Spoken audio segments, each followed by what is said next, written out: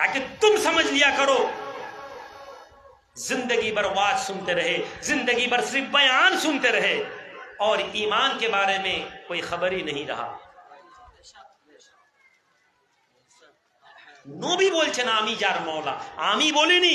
আমি যদি বলতাম রাসূলুল্লাহ আমাদের মওলা, আপনি বলবেন যে শিরক হয়ে গেছে। নবী উপর কোরআন অবতীর্ণ হয়েছে, মুহাম্মদুর রাসূলুল্লাহর উপরে কোরআন অবতীর্ণ হয়েছে। মুহাম্মদুর রাসূলুল্লাহ বলছেন রব্বানা আনতা মাওলানা ফানসুরনা আলাল কওমিল কাফিরিন, হে আমার রব আপনি আমাদের মওলা। যে নবীর উপরে কোরআন অবতীর্ণ হয়েছে সেই নবী উম্মতকে বলছেন শোনো আমার রব হচ্ছেন আমার মওলা। সেই নবী বলছেন আমি তোমাদের মওলা। হ্যাঁ বলে দিয়ে শান্ত নাম। এরপরে নবী বলছেন আলিউন মাওলা, আলীও তার মাওলা। যে নবীকে মোহাব্বত করার দাবি করে সে যেন জেনে নেয় তার অন্তরে আলীর প্রতি মোহাব্বত যেন না কম যায়। আলীর প্রতি মোহাব্বত যদি না থাকে সে ঈমানদার হবে না। নবী এ কথা বললেন না যে আলীকে যে ভালোবাসবে না সে বেঈমান। নবী বললেন একটা অন্তরে ঈমান আর বুগদে আলী থাকতে পারে না। ঈমান যার অন্তরে আছে তার অন্তরে অটোমেটিক্যালি আলীর মোহাব্বত এসে যাবে। তাহলে ঈমানদারের অন্তরে আলীর মোহাব্বত অটোমেটিকই আসবে। মুনাফিক বুগদে আলী সঙ্গে থাকবে। আপনি ঈমানদার না মুমিন, মুফতি সাহেব আপনার চিল্লে চিল্লে কলমা পড়ার উপরে বলবে এ তো বড় ঈমানদার লোক, এ তো বড় কালমা পড়নে ওয়ালা লোক। আপনি চিল্লে চিল্লে বলবেন আশহাদু আল্লা ইলাহা ইল্লাল্লাহ, আপনি চিল্লে চিল্লে পড়বেন আশহাদু আন্না মুহাম্মাদুর রাসূলুল্লাহ। আপনি সাক্ষ্য কলমার দেবেন জবানে, আপনার অন্তরে আলীর বোধ। নবী বলে দিয়ে গেছেন তোমার অন্তরে আলীর বোধ যখন থাকবে তুমি ঈমানদার হতে পারো না। এই জন্য ঈমান কি? ইকরার বিল লিসান, ইকরার বিল লিসান, আমাল বিল আরকান ওয়া তাসদীক বিল জিনান। তাসদীক বিল জিনান, তাসদীক বিল কলব।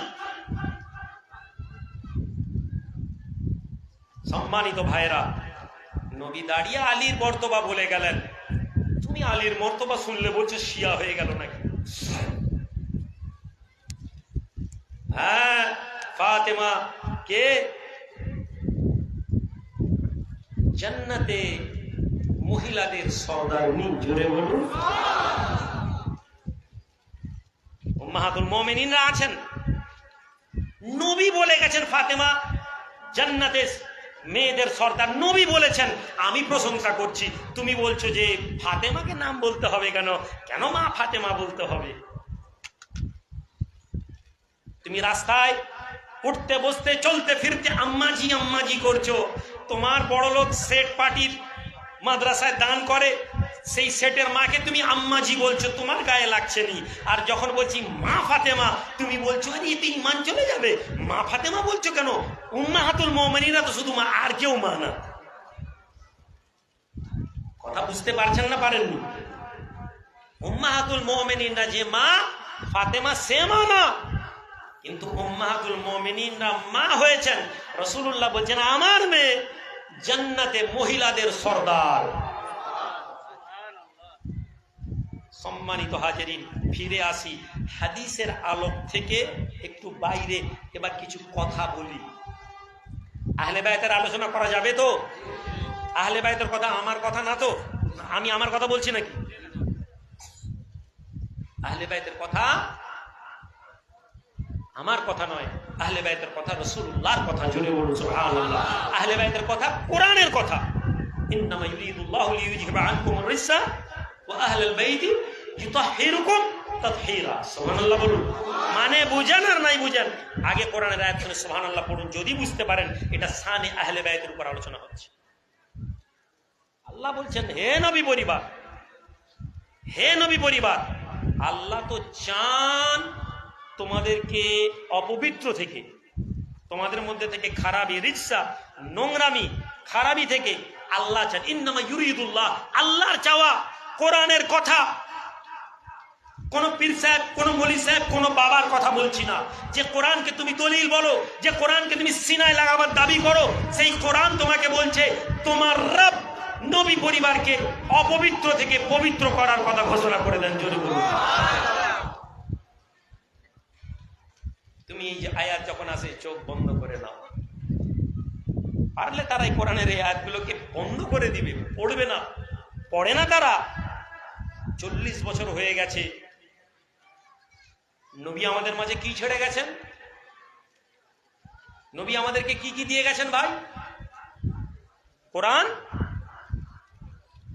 হাদিস। একটা ছেলে মনে হয় বললো আহলে বাইত,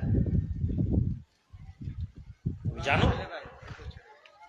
কোরআন এবং হাদিস এই কথা সব আলেম বলে আমাদের জন্য কোরআন হাদিস যথেষ্ট, কোরআন হাদিস যথেষ্ট, কোরআন হাদিস যথেষ্ট, আমরাও মানি। কিন্তু নবী কি আমাদেরকে আর কিছু দিয়ে গেছেন?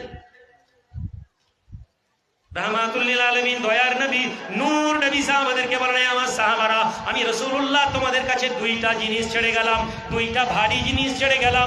দুইটা জিনিসকে তোমরা যদি ধরে নাও তোমরা ধ্বংস হবে না।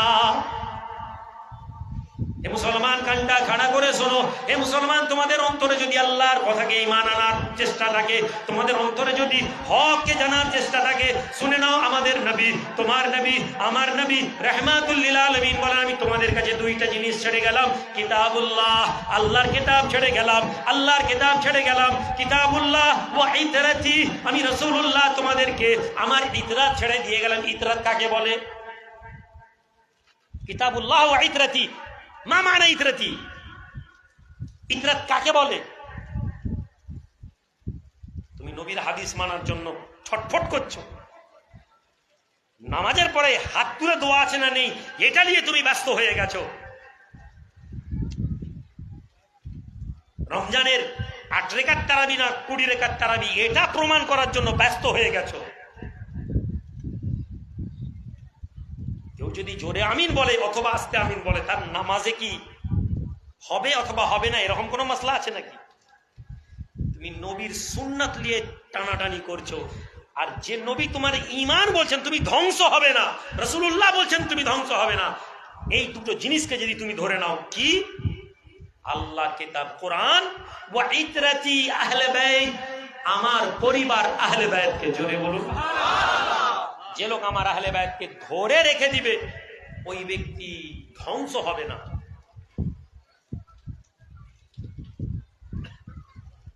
আজ আমাদের মাঝে আহলে বাইতের আলোচনা তো ছেড়ে দেন, আলেম ওলামারা বলে না। এবার আপনাদেরকে সংক্ষেপে মূল কথার দিকে এসে যাই। এই যে মোবাইল, আপনারা জানেন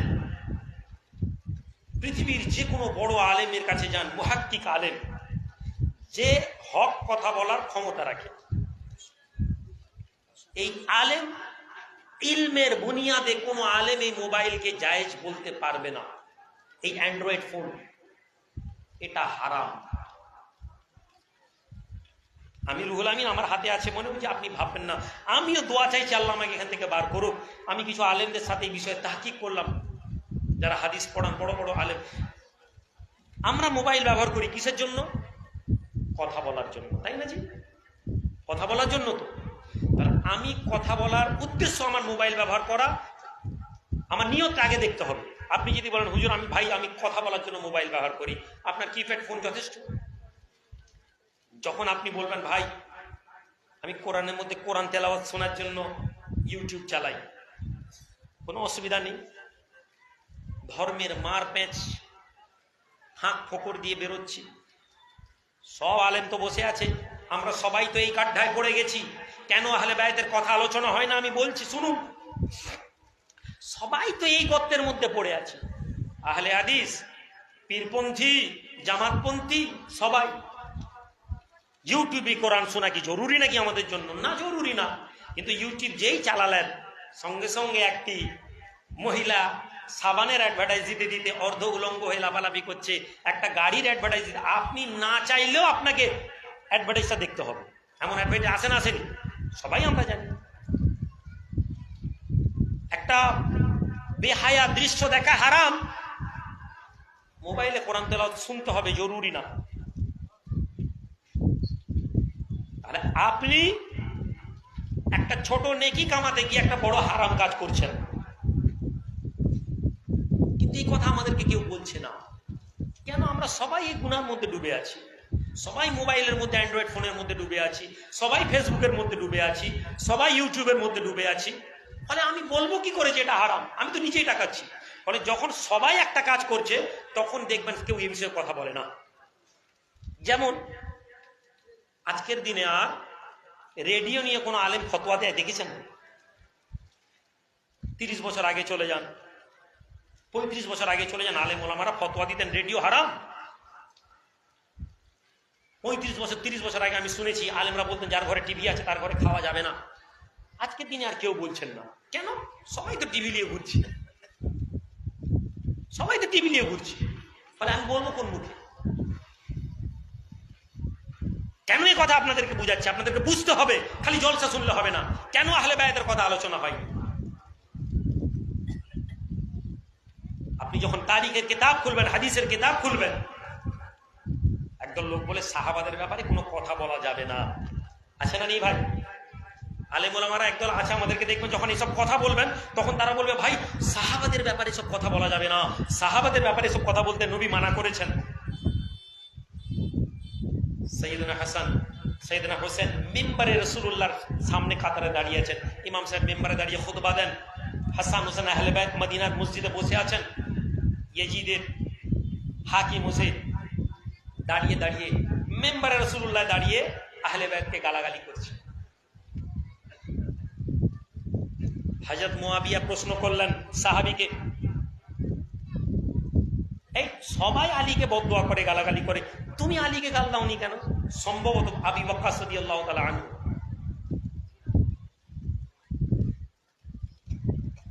হযরত মুয়াবিয়া এক সাহাবী আর এক সাহাবীকে জিজ্ঞেস করছেন তুমি গালাগালি করোনি কেন? সম্মানিত ভাইরা, সাহাবাদেরকে সম্মান করব আমরা, সাহাবাদেরকে গালিগালা করব না আমরা, এটা স্বাভাবিক। কিন্তু এটা আমাদেরকে জানতে হবে আহলে বায়তের অন্তর থেকে, উম্মতের অন্তর থেকে আহলে বায়তের মুহাব্বত, আহলে বায়তের কানেকশন কাটলো কারা?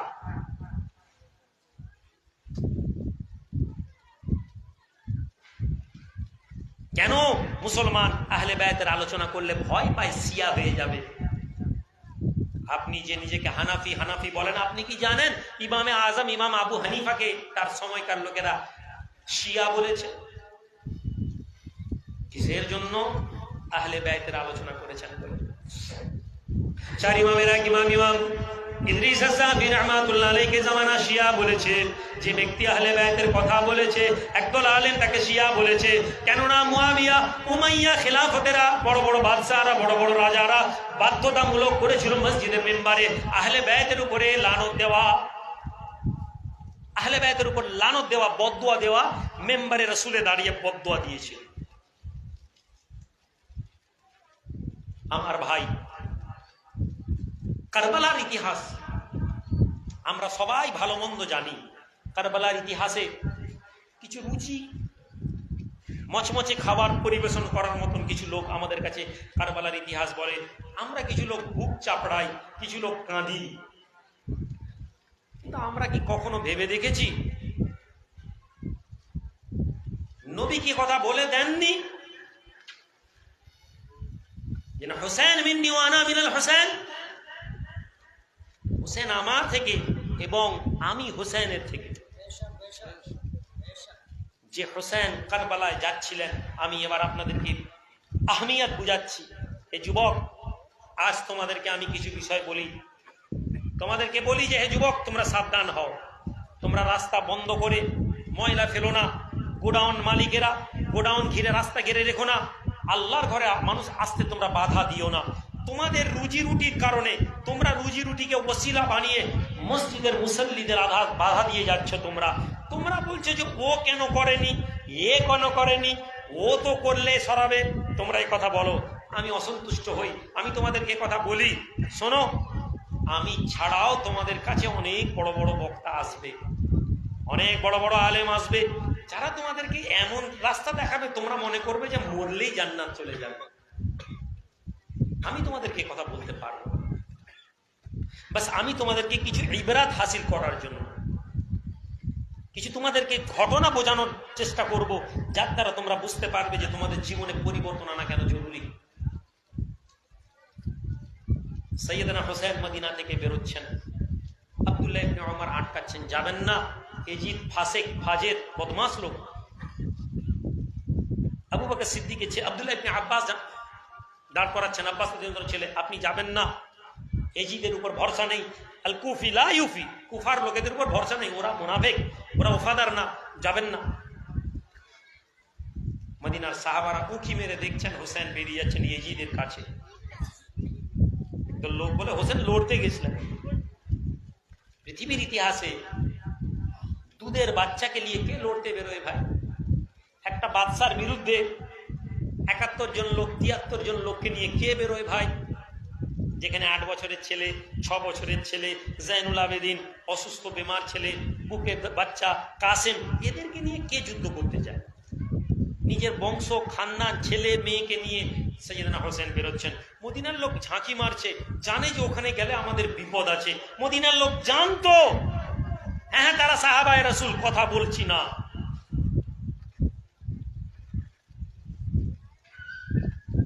তারা বেরোয়নি, কেননা তারা জানতো হোসেন মৃত্যুর দিকে এগিয়ে যাচ্ছে। তারা জানতো হোসেন যেখানে যাচ্ছেন এখানে ফিরে আসার সম্ভাবনা কম। তাই হয়েছে কারবালায় আহলে বায়তের সমস্ত নসলকে শহীদ করে দেওয়া হয়েছে, জাইনুল আবেদিনকে ছাড়া। সৈয়দনা হোসেন দুনিয়া থেকে চলে গেলেন। কারবালার ইতিহাস মুসলমানরা স্মরণে রেখেছে। সৈয়দনা হোসেনের সাথে যাওয়ার চয়েস ছিল মুসলমানদের, অপশন ছিল। কারবালার মাঠে যদি মদিনার মুসলমান গিয়ে দাঁড়াতেন, মক্কার মুসলমান গিয়ে দাঁড়াতেন, শহীদ হলে লোক বলতো শহীদ হয়েছে। তারা বাঁচতে চেয়েছিল, এটাই শেষ কথা। তাদের মনে হয়েছিল হোসেন ভুল করছেন। আছে না একদল লোক বলে, ভাইজান আপনি ওসব ঝামেলায় যাবেন না, রাজনীতির কথা বলবেন না, আপনি এসব কেন যাচ্ছেন? কাশ তোমাদের মতন আমি ভাবতে পারতাম,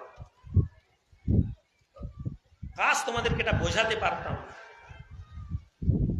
যে আল্লাহ দুনিয়ার ব্যাপারে তোমাদের থেকে বেশি আমাকে দুনিয়াদারি করার সুযোগ দিয়েছে। তোমাদের থেকে বেশি পয়সা কিভাবে কামাতে হয় রাস্তা আমাকে আল্লাহ দেখিয়েছেন, আমি দেখতে পাই। আমার ক্ষমতার যতক্ষণ চলে আমি তোমাদেরকে বলি না যে ভাই আমাকে সাহায্য করো। প্রতি পদে পদে আমি এর দৃষ্টান্ত দেখিয়েছি, প্রতি পদে পদে এর উদাহরণ আমি দিয়েছি। পুরো পশ্চিমবঙ্গ সহ প্রতিটি জায়গায় যদি তুমি যাও, তুমি লক্ষ্য করবে একটা মাদ্রাসা হবে, মাদ্রাসার জমি কেনার আগে মাদ্রাসার নামে বিল বই তৈরি হয়ে যায়। কি ভাই হয়নি? মাদ্রাসার একটা ইট গাঁথার আগে মাদ্রাসার কালেকশন শুরু হয়ে যায়। 3 বছর দিয়ে আস্তে আস্তে করে দরবারে 2টো বিল্ডিং তুলেছি। আমি 3 বছর আগে জানতাম যে আমি ওটা মাদ্রাসা করবো, আমি বলিনি কাউকে। কেউ গেছে কি হচ্ছে ভাইজান, কেউ বলছে মেহমানখানা, মেহমানখানা, কেউ বলছে এখানে লাইব্রেরি হবে, লাইব্রেরি হবে। নিজের মতন করে চেষ্টা করে আস্তে আস্তে আস্তে আস্তে বিল্ডিং তুলেছি। বাপের কেনা জমিতে, বংশের জমিতেও হাত দিন, কেনা জমিকে সম্বল করে দরবারে মাদ্রাসা বানিয়ে তারপরে ঘোষণা করেছি, এবং ঘোষণা করেছি আল্লাহ তৌফিক দিলে ওই মাদ্রাসায় যাকাত ফিতরার পয়সা কালেকশন করব না ইনশাআল্লাহ। মাদ্রাসা চলবে, যাকাত ফিতরা কালেকশন। আমি এখন একজন ব্যবসায়ীকে যদি বলি ভাই মাদ্রাসার জন্য 10,000 দেন, ক্যাঁক ক্যাঁক করবে। আচ্ছা ভাই জাকাত দেন, ওখানে 20,000 দিয়ে দিবে। জাকাত দিয়ে মনে করে যে দয়া করছে। আমি যেখান থেকে ইসলাম দেখছি তুমি ওখান থেকে দেখতে পাচ্ছ না। আমি ইসলাম এটা দেখতে পাচ্ছি, আমার রব কারো কাছে হাত না পাতার আগে 40 লক্ষ টাকার বিল্ডিং বানিয়ে দিয়েছেন। যে রব হাত না পাতার আগে 40 লক্ষর বিল্ডিং বানাতে পারেন, সে রব আমার সমাজের আলেম তৈরি করতে গেলে যাকাত এবং ফিতরার বাইরে হক পয়সা দিয়ে, মুসলমানদের মেহনতের পয়সা দিয়ে আলেমও তৈরি করতে পারেন। এটা আমার আকীদা। তুমি এর সাথী হলে ভালো, তুমি মনে করছো এসব ঝুট ঝামেলায় যাবো না। মদিনার লোকে একদল লোক বলেছে গেলেই মরে যেতে হবে, তারা গিয়ে বেঁচে গেছে। কারবালায় মওত হয়নি, কয়েক বছরও কাটেনি। মদিনায় একটা লোক এলো, হাজ্জাজ বিন ইউসুফ। হ্যাঁ আমার ভাইরা, আমার যুবকেরা, রাসূলুল্লাহর দ্বীনকে যদি বুঝতে হয়, রাসূলুল্লাহর দ্বীনকে যদি তোমাদেরকে বুঝতে হয়, শুধু নামাজ এবং রোজা এবং মসজিদ এবং তাসবিহর মধ্যে ইসলামকে বোঝার চেষ্টা করবে না।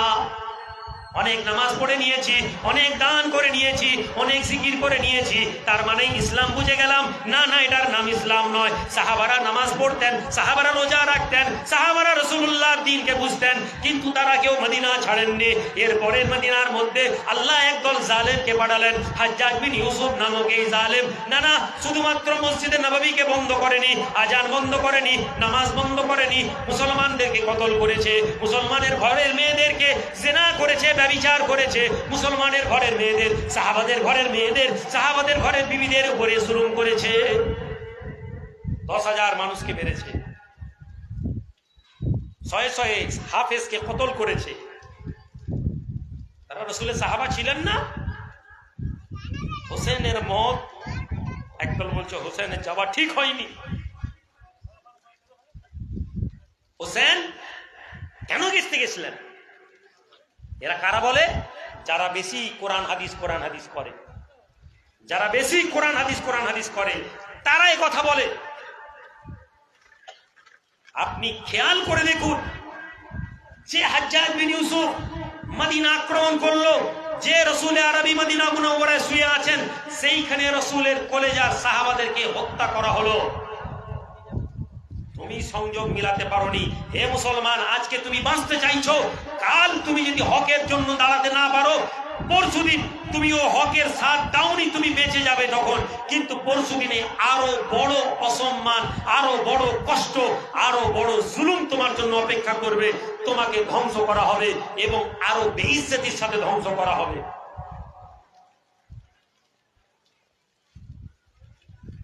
ইতিহাস চুপ করে থাকি, হক দেখে চোখ বন্ধ করে নি। কেননা সাহাবাদেরকে হাজ্জাজ বিন ইউসুফ হত্যা করেছে, এই কথা বলতে পারতে গিয়ে কষ্ট হয় আমাদের। ফিরে আসি কারবালার একটা শেষ কথা। আমি এটা গত বছরেও বলেছিলাম, আজকেও বলে যাচ্ছি এবং আমি ওসিয়ত করে যাচ্ছি। আমি প্রত্যেকটা ছেলেকে আজকে বলে যাব।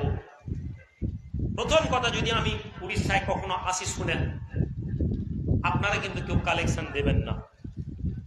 এই আজকের পরে কালেকশন পদ্ধতিটা আমি বন্ধ করে দিচ্ছি। কালেকশন হবে জলসার, কালেকশন হবে গ্রামের প্রোগ্রামে, ভাইজান আসছেন কালেকশন দাও। আমি এই কালেকশনের পক্ষে নই। গত সপ্তাহে আসিনি, আমি বলেছিলাম আমি আসবো। আল্লাহ যতদিন আমাকে আনবে আমি আসবো, তারপর আমি আর আসবো না। এই কথার মানে আজ আপনারা বুঝতে পারবেন না। বলে আমি আসা এবং কালেকশন করা, আপনার সাথে আমার সম্পর্ক অর্থের নয়, পয়সার নয়। আমি এসে আমার নামে যে কালেকশন করছেন, ওই কালেকশন করে কোনো গরিব মিসকিন ইয়েতিম মিসিরকে দান করুন। আমি উড়িষ্যায় এলে আমার তেল খরচ যেটুকুন হয়, আমি গোটা বাংলায় এরকম 10, 20, 50টা জায়গায় পয়সা না নিয়ে আমি ওয়াজ করি। গ্রামের জলসা যদি দাওয়াত দেন, সেখানে তো পয়সা দেন। আর এই আসার এইটুকুন খরচ দেওয়ার লোক আছে কি নেই? উড়িষ্যার মধ্যে এরকম ছেলে নেই। আমি এতটা আল্লাহর দরবারে বিশ্বাস করি, আমি যদি একটা অপরিচিত ছেলেকে বলি, সবার তো মুখ চিনি না, যে ভাই আমি আসবো, তুমি আমার গাড়ির তেলের খরচাটা দিয়ে দিবে, তো ওই ছেলে হ্যাঁ বলবে, না বলবে বলে আমার মনে হয়। কালেকশন করেননি, মাইক জেনারেটর করেন। দিন বোঝার সময় যখন এই জিনিস করেন, তখন আমার সমস্যা হয়। মাসে একবার মসজিদে বসুন, 1 ঘন্টা কথা বলুন, কিছু প্রশ্ন থাকলে প্রশ্ন রাখুন। আমি জানি না বেশি, যেটা আমি জানি না আমি বলবো ভাই আমি জানিনি, আমি পরের বার এসে বলে দিয়ে যাব। কথা বলুন, আলোচনা করুন। সারা জীবন ওয়াজ শুনে গেলেন, দিন শেখার চেষ্টা করলেন না। এখনই একটা ঘটনা শোনাবো, যেটা আপনাদেরকে বোঝাচ্ছি যে আমরা ধর্ম থেকে কত দূরে আছি। শুনিয়ে দিই নাকি না? ছেড়ে দেব। আল্লাহর নবী কারবালার ঘটনা, শেষ কারবালা থেকে আহলে বাইতের পুরুষদের মধ্যে জাইনুল আবেদিন, মহিলাদের মধ্যে উম্মে কুলসুম, সাকিনা, জায়নাব, এরকম কয়েকজন মহিলা আছেন। এদেরকে নিয়ে কারবালা থেকে ইয়েজিদের বাহিনী ফিরে যাচ্ছে। এই ঘটনা মন দিয়ে শুনুন, আর আপনি বুঝতে পারবেন যে এই যে ইসলামিক দলগুলো আমাদেরকে কত গুমরাহির মধ্যে রেখেছে।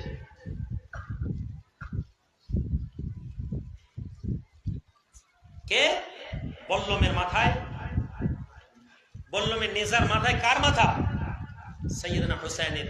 কতল করে মাথা কেটেছে মুসলমান লোক, তার আগে তারা নামাজ পড়ছিল। জুমার খুতবা হোসেন যখন দিচ্ছেন, ইজিদের একজন লোক বলছে, হোসেন তাড়াতাড়ি করো, নামাজের টাইম হয়ে গেছে। আমাদের সমাজে একজন লোক আছে, আপনি দেখবেন, যারা এরকম কথা বলে, তাড়াতাড়ি করো, নামাজের টাইম হয়ে গেছে। হ্যাঁ, নামাজের টাইম তখনই তুমি করবে যখন তোমার অন্তরে রসুলের আওলাদ কথা বলছে। যে রসুল সিজদায় গিয়েছেন আর মাথা তুলেন না, সিজদায় গিয়েছেন মাথা তুলেন না, সিজদায় গেছেন মাথা তুলেন না। সাহাবারা সিজদায় থেকে দেখে মনে মনে ভাবছেন, ইন্না লিল্লাহ, নবীর কি জানটা চলে গেল নাকি? নবী কি দুনিয়া থেকে পর্দা নিলেন নাকি? অনেকক্ষণ পর রাসূলুল্লাহ মাথা তুললেন, আল্লাহু আকবার বলে। নামাজ শেষ, সাহাবারা বললেন, ইয়া রাসূলুল্লাহ, আমরা তো ভয় পেয়ে গেছিলাম, আমরা মনে করলাম আপনি বোধহয় দুনিয়া থেকে পর্দা নিচ্ছেন, আপনি মারা যাচ্ছেন। রাহমাতুল আলামিন দয়ার নবী বলেন, আয় আমার সাহাবারা, না না না, আমি রাসূলুল্লাহ যখন সিজদায় ছিলাম এমন সময় আমার হোসেন আমার পিঠের উপরে সে খেলা করছিল। আমি রাসূলুল্লাহ হোসেনকে পিঠ থেকে টেনে নামিয়ে দেওয়া পছন্দ করিনি। আমি নবী সিজদায় আল্লাহর প্রশংসা করছিলাম, আল্লাহর তাসবিহ পাঠ করছিলাম এবং হোসেন খেলছিল। যতক্ষণ হোসেন খেলছিল আমি মাথা তুলিনি। হোসেন নিজের ইচ্ছাতে নেমে যাওয়ার পরে আমি রাসূলুল্লাহ মাথাটা তুলেছিলাম। এই নামাজ তোমার কাছে নবী দিয়ে গেছেন, তুমি বলছো তাড়াতাড়ি হোসেন তাড়াতাড়ি করো, নামাজ টাইম হয়ে গেছে। হ্যাঁ, নবীর হোসেনের উপরে তুমি দরুদ পড়েছো, আল্লাহুম্মা সাল্লি আলা মুহাম্মদ, তারপর ওয়ালা আলে, জোরে বলুন ওয়ালা আলে, জোরে বলুন ওয়ালা আলে, আলে মুহাম্মাদের উপর তুমি দরুদ পড়ছো। তুমি বলছো ধর্ম মানে কি? ঈমান ঠিক করতে হবে। তুমি ঈমান কি এটাই জানো না? তুমি নামাজ পড়ে যে নবী হোসেনের মুখে গর্দানে চুমু খেতেন, জোরে বলুন সুবহানাল্লাহ, এই গলার গ্রীবা মোবারকে হোসেন রাসূলুল্লাহ চুমু খেতেন, সেই গর্দানে তুমি মৃত হোসেন, শহীদ হয়ে গেছেন হোসেন। দুশ্মনের থেকে দুশ্মন এই কাজ করে না, গলায় ছুরি চালিয়ে গর্দান থেকে মাথা বার করেছে। তোমার মনের মধ্যে এটা কোনো ব্যাপারই না, তোমার কাছে এটা মনে হয়নি যারা করেছে তারা বড় অপরাধী। তুমি নবীর হাদিস পড়ো, রাসূলুল্লাহ বলছেন, কোন দুনিয়াতে কোন মুসলমান যদি কোন মুসলমানকে অন্যায়ভাবে হত্যা করে, অথবা কোন মুসলমানকে ইশারাতে হত্যা করে, কিসে ইশারা আছে না, একটা গুলি করে মেরে দিল হত্যাকারী, আর একটা শরীরে দাও, ইশারায় যে বললো, নবী বলছেন কিয়ামতের দিনে ওই লোকের মাথায় লেখা থাকবে, এই ব্যক্তি আল্লাহর দয়া থেকে মাহরুম, আল্লাহর বান্দাকে, ঈমানদার মুমিনকে হত্যা করেছে। তুমি নবীর এই হাদিস পড়ে ওয়াজ করো, মুসলমানদের হক দেখাও, আর যে রসুলের খানদানকে, যে নবীর খানদানকে, যে নবীর আওলাদ রাসূলুল্লাহ বলেছেন, যে নবীর খানদান, যে হোসেন নামাজ নবী লম্বা করে দিয়েছেন, সেই হোসেনের গলায় ছুরি চালিয়ে মৃত শহীদ হোসেনকে দুনিয়া থেকে বিদায় করেছে, মেরে তার গলাটাকে বল্লমের নেজার মাথায় তুলে তুমি হই হই করে যাচ্ছ। তুমি বলছো এটা কোনো ব্যাপার না। বল্লম যাচ্ছে, রাস্তার ধারে বসেছেন, সৈন্যরা এক জায়গায় দাঁড়িয়েছে, আরাম করা হবে, সূর্য ঢলে গেলে নিয়ে যাওয়া হবে। কারবালা থেকে কিছুটা রাস্তা বেরিয়ে এসেছে, শামে গরিবা, এই শব্দ মুসলমান আর জানেনি। শামে গরিবা ক্যা হে? গোটা মক্কার মানুষেরা শামে গরিবাকে স্মরণ করত। আজকে একমাত্র শিয়া, ইরান এবং আরবের কিছু মানুষেরা এই শামে গরিবাকে ইয়াদ করে। আজকে আমরা যদি বলি শামে গরিবা, বললে শিয়া হয়ে গেছে। 200 বছর আগে আরবের প্রতিটি মুসলমানদের ঘরে মুহররমুল হারাম পহেলা মুহররম থেকে 10ই মুহররম পর্যন্ত আনন্দ করা হতো না, মুসলমানরা হই হই করতো না। কেননা মুসলমানের কথা বলতো এই মুহররমের 10ই মুহররম মুসলমানদের উপরে মুসিবত এসেছিল, হোসেনের উপরে মুসিবত, মুসলমানদের উপরে মুসিবত। আমাদের আলেমরা বলে ভাই মুহররম মাসে কি বিয়ে করা যায় না? জায়েজ এবং না জায়েজের প্রশ্নে এলে তো তোমাকে এই প্রশ্ন আমি বলেছিলাম কিছুদিন আগে। জেহালত কাকে বলে শুনেন, জেহালতি কাকে বলে। আমি কিছুদিন আগে রহমতনগরে এসেছিলাম, আমি মসজিদে বসে বসে বলছিলাম ভাই কোরআন হাদিস করলে হবে, বুজুর্গানে দিনেদের কথাকে ধরতে হবে, বুজুর্গানে দিনেদের কথাকে মানতে হবে, কোরআন খানি করতে হবে, চাল্লিশা করতে হবে। এক জাহেল বলছে কোরআন হাদিস করলে হবে। জেহালত কেন? এরা কারা? এরা ওই লোক যারা কোরআনের বলে লা তাকরাবুস সালাত, আল্লাহ কোরআনে বলেছেন নামাজ পড়ার কথা না। আউট অফ কনটেক্সট যারা কথা বলে, কনটেক্সটের বাইরে কথা বলে, বুজুর্গানে দিনেদের কোরআন খতম করতে হবে। কোরআন খতম কি? কোন বুজুর্গদের ব্যক্তিগত আমল? ছোলা পড়াতে হবে, ছোলাতে কি করা হয়? কলমাখানি করা হয়, কিসের জন্য? তোমার সওয়াব আসবে। কথা বুঝতে পারোনি, প্রশ্নও করেনি। প্রবলেম এটাই যে আপনার যদি মনে হয় যে ভাইজান এই কথা বললেন এটা তো ঠিক না মনে হচ্ছে, আপনি যদি আল্লাহ ছাড়া কাউকে ভয় না করেন তাহলে আপনি আমাকে প্রশ্ন করুন। আপনি পিছনে কথা বলেন, আপনার তো চরিত্র মুনাফিকদের মতন হয়ে গেল। মুনাফিকরা তো মুখে বলতো মোহাম্মদ তোমাকে মানি, আর ইহুদিদের কাছে গিয়ে বলতো আরে ভাই মোহাম্মদের জ্বালাতে মানছি, মোহাম্মদকে থোড়ি মানি। হে মুসলমান, আমি তোমাকে মুনাফিক বলছি না, কিন্তু তুমি মুনাফিকদের চরিত্র দেখো, আর তুমি দেখো আমাদের চরিত্রের মধ্যে মুনাফিকদের কত মিল আছে। শেষ করতে যাচ্ছি, বললাম যেতে যেতে যেতে যেতে এক জায়গায় বললাম হাত ছাড়া হয়ে গেছে, বললাম একটা পাথরের মধ্যে এসে আটকে গেছে সৈন্যর হাত থেকে। এসে সৈন্য তুলছে, বললাম উঠছে না, টেনে তুলছে, বললাম উঠছে না। কিছুক্ষণের মধ্যে তারা বুঝতে পারলো যে এটা তো আটকানো, স্বাভাবিক আটকানো নয়। কি? জাইনুল আবেদিন বসে আছেন উটের মধ্যে, গিয়ে বলছে কি ব্যাপার? যে বললামে আপনার বাবার মাথা রাখা আছে, আপনার আব্বার মুন্ডুকে রেখেছি, ওটা উঠছে না। জাইনুল আবেদিন বলছেন দেখো তো আহলে বাইতের সমস্ত পরিবার আমাদের কাফেলার সঙ্গে আছে কিনা। সাকিনা বলে সৈয়দনা হোসেনের এক মেয়ে, বাচ্চা মেয়ে, যেখানে কাফেলা দাঁড়িয়েছিল উটের ভিতরে গরম, নেমে গিয়ে একটা পাহাড়ের নিচে একটা খেজুর গাছের সাইডে ছাওড়ায় শুয়ে পড়েছেন। বাচ্চা মেয়ে, উট চলে গেছে, ছুটে গিয়ে রয়ে গেছে। ফুপু এসে দেখছেন, জায়নাব এসে খুলছেন, খুলে দেখেন নেই জাইনুল, নেই সাকিনা। কাফেলা ফিরিয়ে নিয়ে যাওয়া হলো। সামান্য গিয়েছিলেন, কিছুটা গিয়ে সন্ধ্যের সময় তিনি দেখছেন একজন মহিলা বসে আছেন, বসে বসে সাকিনা সেই মহিলার কোলে বসে বসে গল্প করছে, আদো আদো কথা বলছেন। ওই মহিলা ছুটে এসেছেন, এসে ওই বোরখা পরা মহিলাকে বলছেন মা আল্লাহ আপনার উপর রহম করুন, আপনি রসুলের পরিবারকে আহলে বায়াতকে আপনি কোলে করে রেখেছেন, আল্লাহ আপনার ভালো করুন। এই কথা বলে ভাতিজিকে কোলে তুলে নিচ্ছেন, আর তুলতে তুলতে বলছেন মা আপনি কে? ওই বোরখা পরা মহিলা বলছেন তুমি আমাকে চিনতে পারো না, আমি হচ্ছি ফাতেমাতুজ জাহরা। এই কথা বলে পর্দা ফেলেছেন। এখন শুনুন, সুবহানাল্লাহ বলে চলে গেলেন। আরেকটা বড় জুব্বা পরা পাগড়ি পরা লোক মৌলভী সাহেব এসে বললো এ ভাই এসব পিসচারদের মন গড়া গল্প, এসব শিয়াদের কাহিনী, এসব হুজুরদের। আপনি বলবেন হ্যাঁ, আপনি বিশ্বাস করেন মা ফাতেমাতুজ জাহরা মদিনা থেকে কারবালাতে আসতে পারেন? মা ফাতেমা তো অনেক আগে দুনিয়া থেকে মারা গেছে। এই বিশ্বাস করেন? কি করে? মরা লোক কি এক জায়গা থেকে আরেক জায়গায় যায়? এইটাই বুঝাচ্ছে এসেছে, এটা বুঝিয়ে চলে যাব, দোয়া চেয়ে দিব, এটা বলেই শেষ করব। এবার তোমাদেরকে যেটা বুঝাতে চাইছি বুঝো। আলেম পীর সাহেব এক জায়গা থেকে আরেক জায়গায় চলে যাচ্ছেন, অসুবিধা নেই।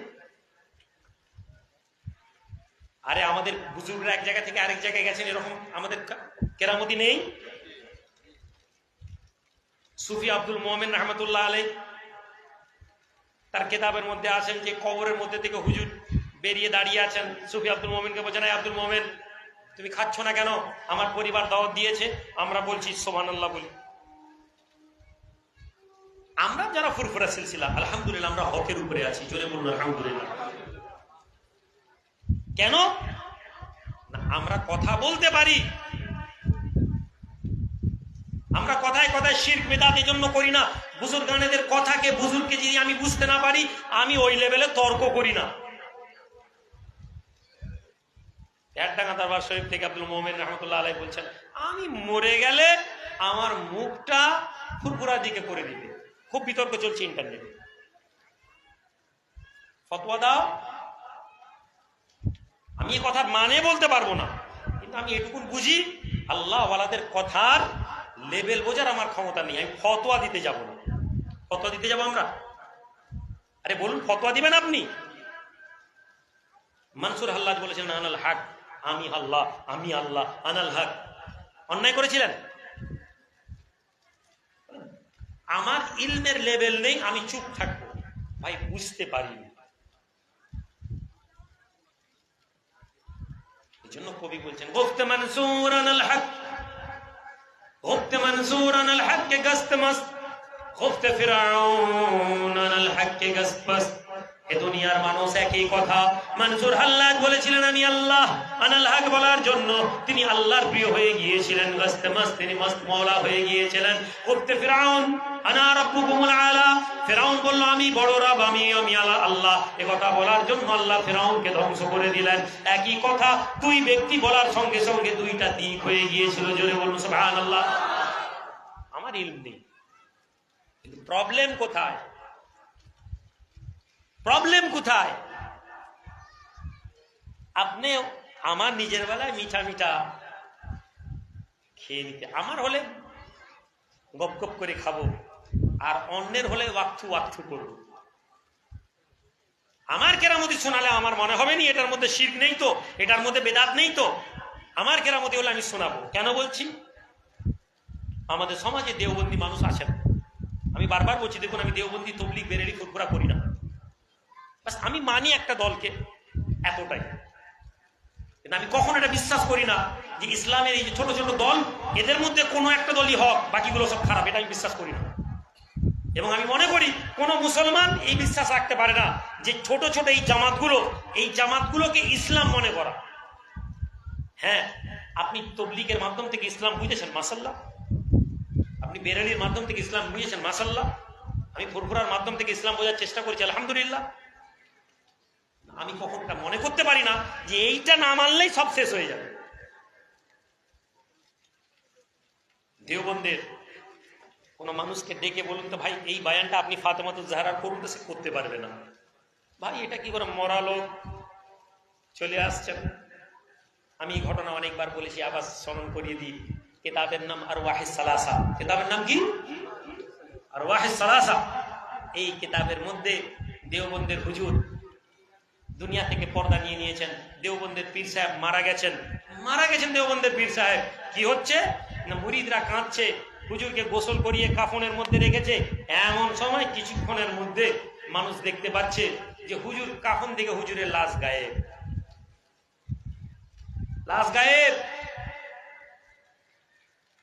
কিছুদিন পরে কিছু দূরে মুরিদা মেয়ে গালে হাত দিয়ে কাঁদছে, আল্লাহ আমার পীর চলে গেছে। মরা হুজুর এসে হাজির। এই মেয়ে তুমি কাঁদছো কেন? মুরিদা মেয়েকে বলছে, তুমি কাঁদছো কেন? হুজুর আমি কাঁদছি, আপনি দুনিয়া থেকে মারা গেছেন। হ্যাঁ, আমি দুনিয়া থেকে চলে যেতে হয়। এই তুমি কাঁদবে না। মুরিদাকে সান্ত্বনা দিচ্ছেন। মুরিদা মেয়ে জানে আমার পীর মরে গেছে, বলছে হুজুর এক গ্লাস শরবত খান। হাসবেন না, আমি বেয়াদবি করার জন্য বলছি।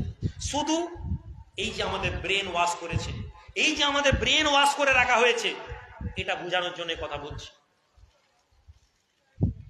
হুজুর শরবত খান। হুজুর বলছেন না, বলে দিয়ে চলে এলেন। আলেমের দিনে দেওবন্দের বড় বড় আলেম এটা জানেন।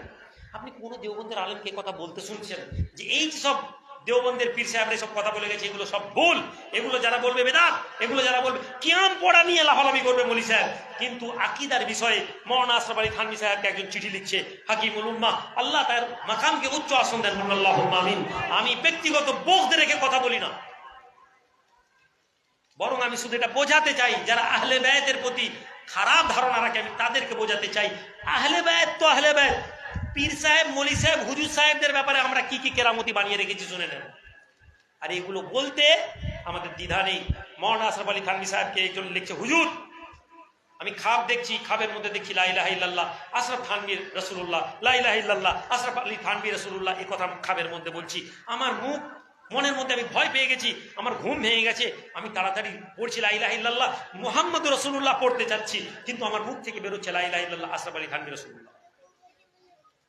হুজুর আমি এটা কি করব, আমার মুখ থেকে এই কথা। জবাব তাদেরই কেতাব, জবাব বলছেন ইয়ে কুছ নেই, এটা আপনার একটা মুহাব্বতের মাকাম, এটা কোনো অসুবিধা নেই। তুমি ফাতেমাতুজ জাহরা মদিনা থেকে কারবালা আসতে পারবেন কি পারবেন না এটা নিয়ে তুমি বলো, তোমার ঈমান চলে যাবে। আর তোমার কেতাবে এত বড় বড় কথা লেখা আছে। মাহমুদুল হাসান সাহেব দেওবন্দের বড় পীর, বড় আলেম, খাব দেখছে একজন লোক দেওবন্দে এসছেন রাতের বেলা, তাকে একজন আলেমকে বলছেন, এই তুমি অমুক লোককে বলবে তারা যেন নিজেদের মধ্যে সুলাহ করে নেয়, নিজেদের মধ্যে অশান্তি না করে। এরকম করে একজন লোক বলে দিয়ে চলে গেলেন। লোকটাকে সকালবেলা আলেম ওলামাকে ওই শিক্ষক বলছেন আমি এরকম। তারা বলছে আপনি যে চেহারার বিবরণ দিচ্ছেন কিন্তু শাইখুল ইসলাম মাহমুদুল হাসান সাহেব তিনি দুনিয়া থেকে তার আগে বিদায় নিয়ে নিয়েছেন।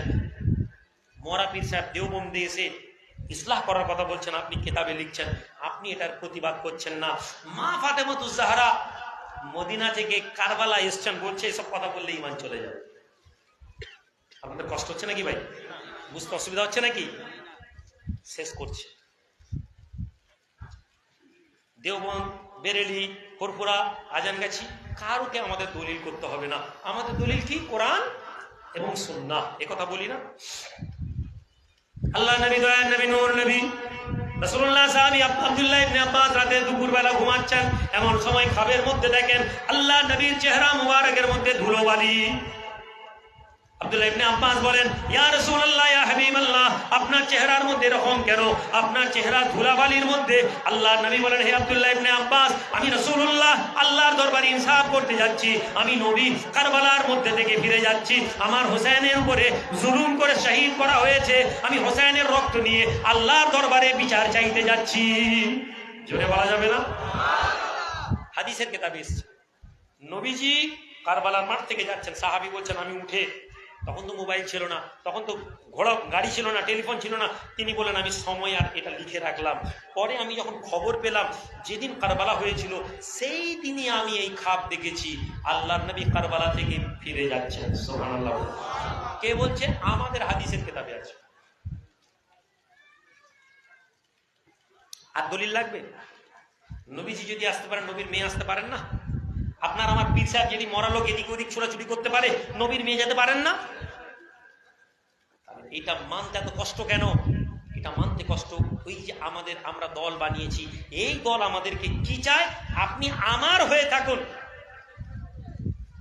আপনি আমার ভক্ত হয়ে থাকুন, আমার মুরিদ হয়ে থাকুন, আমার দলে থাকুন, আমার বাইরে যাবেন না। আপনি আমার বাইরে চলে গেলে আমার ইনকাম কমে যাবে। সুতরাং হক কথা বলতে গিয়ে অন্য কাউকে যদি প্রশংসা করতে হয় আমাদের মাথা খারাপ। আপনাকে যদি এটা বুঝিয়ে দিতে পারি নামাজ পড়লেই জান্নাত পাওয়া যাবে, তাহলে আমি কেন আপনাকে ওলি আল্লাহর কথা বলবো?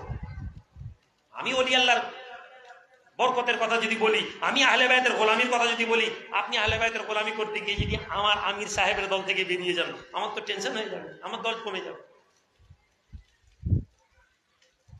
শেষ কথা বলে দিই, মেরাজে রাসূলুল্লাহ নামাজ পড়িয়েছিলেন। কি ভাই কথা ঠিক না ভুল? পড়িয়েছিলেন না? নামাজ পড়িয়েছিলেন, এই জন্য নবীকে কি বলা হয়? কাদের নামাজ পড়িয়েছিলেন? এই জোরে বলুন, আপনারা বলুন। নবীদের নামাজ পড়িয়েছিলেন, রাসূলদের। ইমামুল মুরসালিন, রাসূলদের ইমাম ছিলেন রাসূলুল্লাহ। জোরে বলুন। সে রাসূল কারা? কতজন? 1,24,000 মতান্তরে 2 লাখ। যত রাসূল পয়গম্বর এসেছেন সবাই বাইতুল মুকদ্দাসে এসেছিলেন, আমার নবী ইমামতি করছিলেন এবং সমস্ত রাসূল নামাজ পড়েছিলেন। জোরে বলুন। আদম নবী দুনিয়া সৃষ্টি হওয়ার সময় থেকে নিয়ে নবী মুহাম্মদ রাসূলুল্লাহর জামানা পর্যন্ত যদি আসতে পারেন, তাহলে মা ফাতেমা 20-30 বছর 40 বছর আগে, 60 হিজরি হলে কত, নবীর পরে পরে যদি হয় 50 বছরের মাথায় আনুমানিক। হ্যাঁ,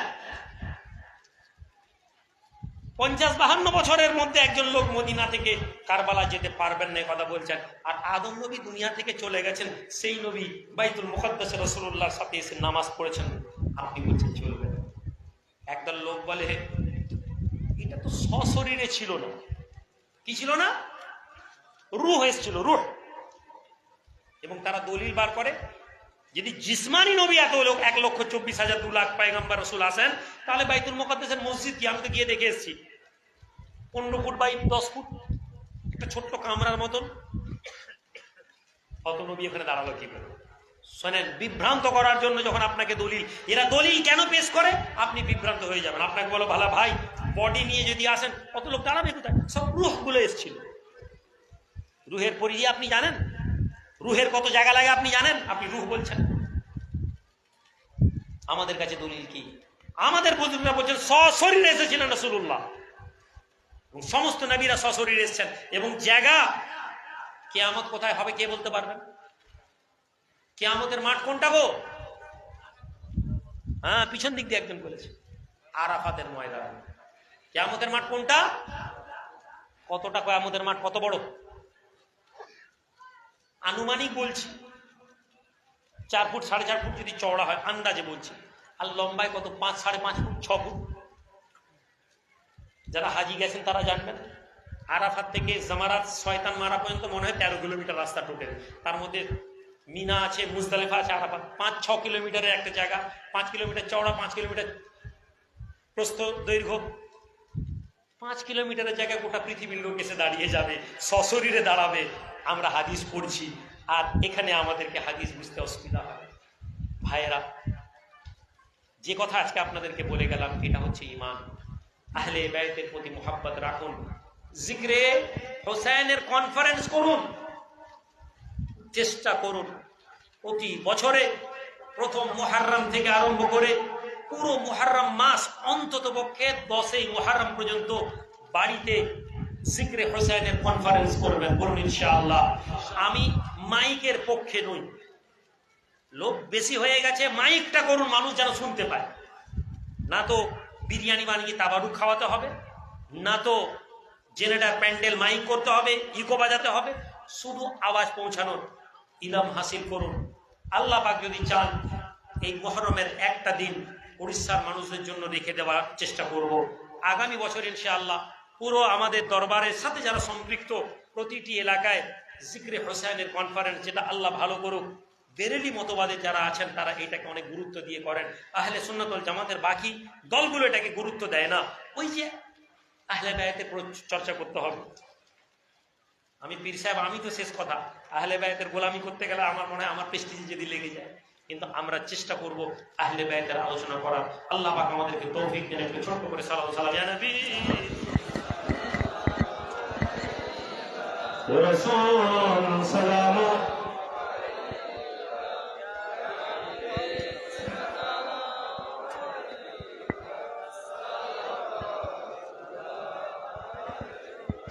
طلع البدر علينا من ثنيات الوداع وجب الشكر علينا ما دعا لله داعي يا نبي سلام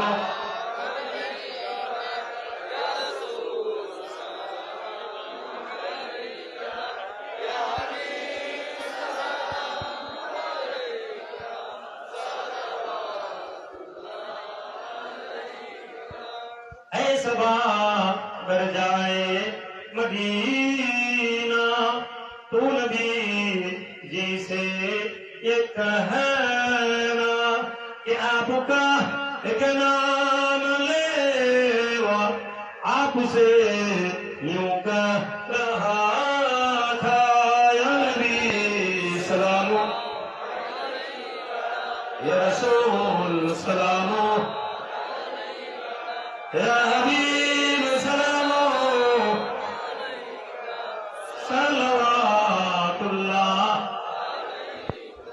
আমিন আর বসে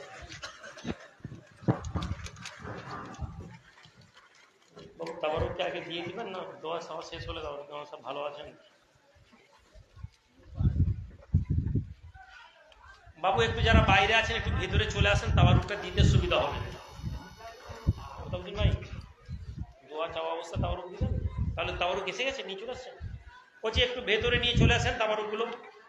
আমরা শহদায়ে কারবালার উপরে সব রেসানি করবো, এক খতম কোরআন করা হয়েছে। এছাড়াও আমাদের একটি ছেলে ছাদ থেকে পড়ে মারা গেছে না কদিন আগে, মাসখানেক আগে।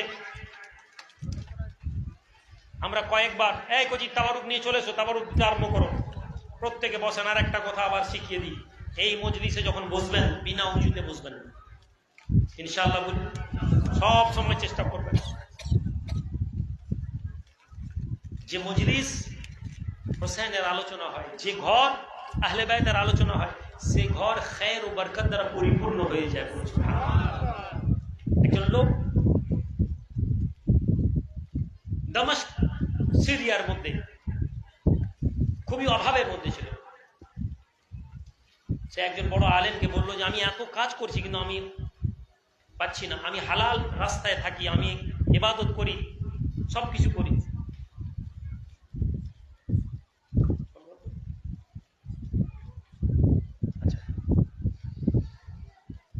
সে বলতে লাগলো যে আমি নামাজ পড়ি, আমি সব হক হালালের কোনো, কিন্তু আমি আমার খায়ের ও বরকত হচ্ছে না। সেই বুজুর্গ বললেন যে আমি তোমাকে বলবো। কয়েকদিন পরে ডাকলাম, দেখি আবার বললেন যে দেখো তোমার দ্বারা কোনো অন্যায় হচ্ছে না তো? সে বললো না, আমার দ্বারা কোনো, আমার স্মরণে নেই। তিনি বললেন ঠিক আছে কয়েকদিন পরে এসো। সে বলতে লাগলো যে আমাকে তিনি সমস্ত আমার পরিবার, আমার পরিজন, আমার ভাই, আমার সমস্ত ব্যাপারে তিনি আমাকে খুঁটিয়ে খুঁটিয়ে বললেন। তারপরে তিনি আমাকে বললেন, আচ্ছা তুমি কি কারো ব্যাপারে বোধ রাখো, খারাপ ধারণা রাখো? তো তিনি বলতে লাগলো যে না, আমি কারো ব্যাপারে বোধ রাখি না, তবে আহলে বায়তের আলোচনা হলে আমাকে মনে হয় যে সাহাবাদের ব্যাপারে ছেড়ে আহলে বায়তের আলোচনা কেন? সাহাবাদের আলোচনা হবে, আহলে বায়তের আলোচনা আলাদা কেন? এটা আমার মাঝে মাঝে মনে হয়। তো তিনি বললেন যে তুমি এক কাজ করো, দরুদ বেশি করে পড়ো আর কোন আহলে বায়তের সাথে সম্পর্ক স্থাপন করো। মন দিয়ে শোনেন, তিনি বললেন যে তুমি দরুদ বেশি করে পড়ো এবং কোন আহলে বায়তের সাথে মহব্বতের সাথে সম্পর্ক স্থাপন করো। বলে তিনি বললেন যে তুমি তাকে কিভাবে সম্পর্ক স্থাপন করবে? তুমি তাকে তোমার বাড়িতে দাওয়াত দাও এবং তিনি যদি তোমাকে তার বাড়িতে দাওয়াত দেন তুমিও তার দাওয়াত কবুল করো।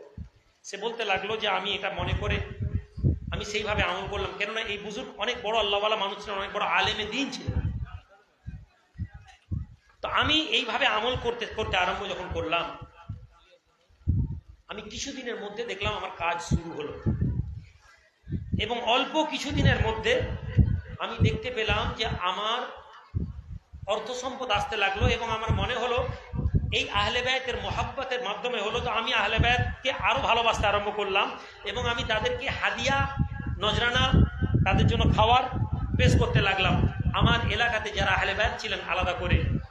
এবং সে বলছে এই আমল আমি 1 বছর জারি রাখলাম।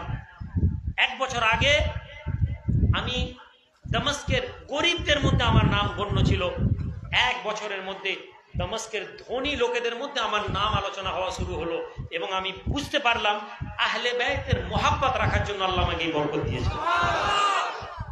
মুসলমান, এটা আল্লাহর কোরআনের কথা, নবী পরিবারের সাথে ভালো ব্যবহার। তো আমি আপনাদেরকে আমার জ্ঞান মোতাবেক আমি আপনাদেরকে সঠিক রাস্তার আহ্বান করে যাব। মানতে হবে অথবা না মানেন এটা আপনাদের ইখতিয়ারের ব্যাপার। যদি আমার কথা মেনে, আমার কথা মান্যতা দিয়ে যদি আপনার মনে হয় আপনি উপকৃত হবেন তাহলে আপনি মানতে পারেন। আর যদি আপনার মনে হয় যে না, আমার কথা আপনাকে ধর্ম থেকে বিচ্যুত করে দিচ্ছে, আপনার আকীদা খারাপ হয়ে যাচ্ছে, আপনি আমাকে ত্যাগ করে দিন, এটি আপনার জন্য খেয়ার আছে, ভালো আছে। কিন্তু আপনি মুজাবজাবিনের মধ্যে হবেন না, দুই নৌকায় পা দিয়ে রাখবেন না। আর একটি বড় জরুরি কথা আমি আপনাদেরকে বলে দিয়ে যাই, এই উড়িষ্যার ছেলেরা বড় বিপদ আসছে। আমি আজ 2 বছর ধরে তোমাদেরকে কথা বলে আসছি এবং তার পরিবেশ তৈরি হচ্ছে। ওই যে বললাম, আজ একদল লোক জালেমকে আমাদের মাথায় বসিয়ে দেওয়া হয়েছে। যারা প্রকাশ্যে ইসলামের দুশ্মনী করে তাদেরকে আমাদের মাথার উপরে রেখে দেওয়া হয়েছে। আজ আমাদেরকে বলা হচ্ছে বাংলাদেশি। আমি এই বিষয়ে আজকে মুখ খুলব না। আমি যা বলার তোমাদের নেতৃত্ব, কিছু নেতা মানো। হানিফ ভাই, আমি এই জন্য হানিফ ভাই বলছি না যে হানিফ ভাই দরবারের কাছের লোক, না না, হানিফ ভাইয়ের বয়সটাকে তোমরা সম্মান করো। তোমার এলাকায় এখানে যারা সিনিয়র আছে, সভাপতি আছে, আমাদের আহসান ভাই বলো, আফতাবউদ্দিন ভাই বলো, পয়সার মাধ্যমে শুধু সিনিয়রিটি খুঁজি না। রওশন ভাইয়ের পয়সা আছে বলে রওশন ভাইয়ের নাম বলছে। কেন বলছি তোমাদেরকে কথা? যারা তোমাদের থেকে বেশি দুনিয়া দেখেছে, যাদের হাতে তোমাদের গ্রামের দায়িত্ব দেওয়া আছে, আব্দুল হাকিম ভাই, এরকম কিছু সিনিয়রদেরকে নিয়ে আমি আজকে বসে মিটিং করেছি। কি সমস্যা আছে, কিছু কর্মসূচি দিয়ে গেছি। এই 15ই আগস্ট আসছে, আমি কিছু কথা বলে দিয়েছি। আমি আজকে মাইকে বলবো না, আগেই বলেছি, কিন্তু আমি বলেছি আপনারা শুনে ওই কর্মসূচিগুলো পালন করবেন। পালন করবেন তো বলুন, ইনশাআল্লাহ বলুন। আচ্ছা, ভরসা রাখেন তো? আপনাদের মনে হয় আমি আপনাদেরকে কোনো ভুল রাস্তায় পরিচালিত করবো?